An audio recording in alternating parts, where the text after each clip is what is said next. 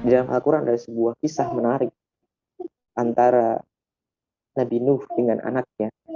Ketika Allah Subhanahu wa Ta'ala mencukupkan usia dakwah Nabi Nuh alaihi salam, Allah Subhanahu wa Ta'ala perintahkan kepadanya untuk membuat kapal yang terbuat dari kayu, sesuatu yang belum pernah dibuat sebelumnya. Kemudian Allah Subhanahu wa Ta'ala datangkan banjir bandang. Ketika itulah Nabi Nuh alaihi salam beserta pengikut-pengikutnya diselamatkan oleh Allah. Dan saat kapal itu sudah mulai bersiap-siap, Nabi Nuh mengatakan kepada anaknya, ayolah, irkam ma'ana, naiklah dengan kami di kapal ini. Tapi apa kata anak Nabi Nuh? Tidak, Bapak, aku akan pergi ke gunung yang tinggi itu. Di sana aku tidak akan terkena banjir.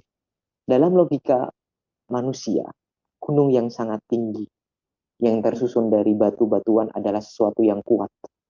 Lebih kuat dari sebuah kapal yang terbuat dari kayu. Tapi dalam kuasa Allah Subhanahu wa Ta'ala dan dalam pandangannya, kapal yang terbuat dari kayu itu lebih bisa menyelamatkan daripada gunung yang kokoh tadi itu. Maka orang-orang yang dia itu merapatkan rasa amannya dan hanya bersandar kepada Allah Subhanahu wa Ta'ala, itu tidak akan pernah tengok-tengok dengan sesuatu yang terlihat kuat di mata manusia, tapi sesungguhnya dia sesuatu yang sangat lemah. Keterikatan dia dan keyakinan dia untuk selalu terhubung dengan Allah Subhanahu wa Ta'ala dan kepercayaan atas pertolongan-pertolongannya dan janji-janjinya akan jauh lebih kuat dibandingkan dengan hitungan-hitungan matematis manusia. Sebagaimana kisah tadi, Nabi Nuh alaihi salam tentunya juga memiliki pandangan bahwa ada gunung tempat orang berlari, tapi juga ada kapal. Tapi Nabi Nuh memilih untuk mengikuti perintah Allah dengan menaiki kapal.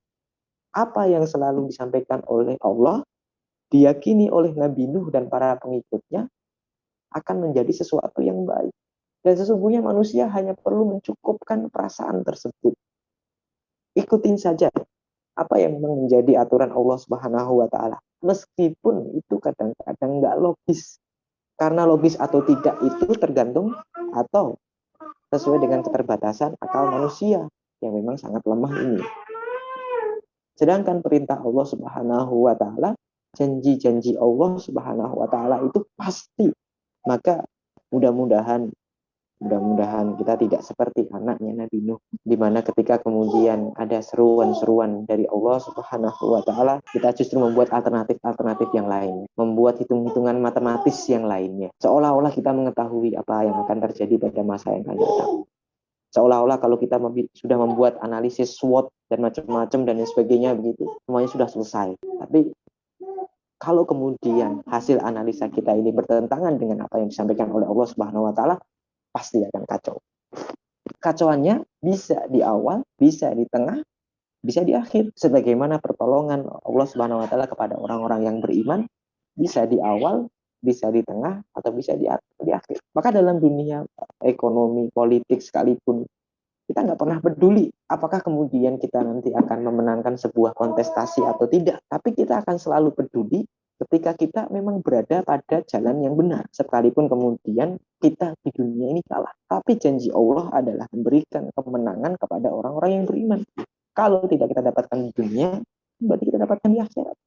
Sederhana, tapi konsistensi kita dalam kebaikan ini atau tidak, itu akan masuk dalam pencatatan-pencatatannya.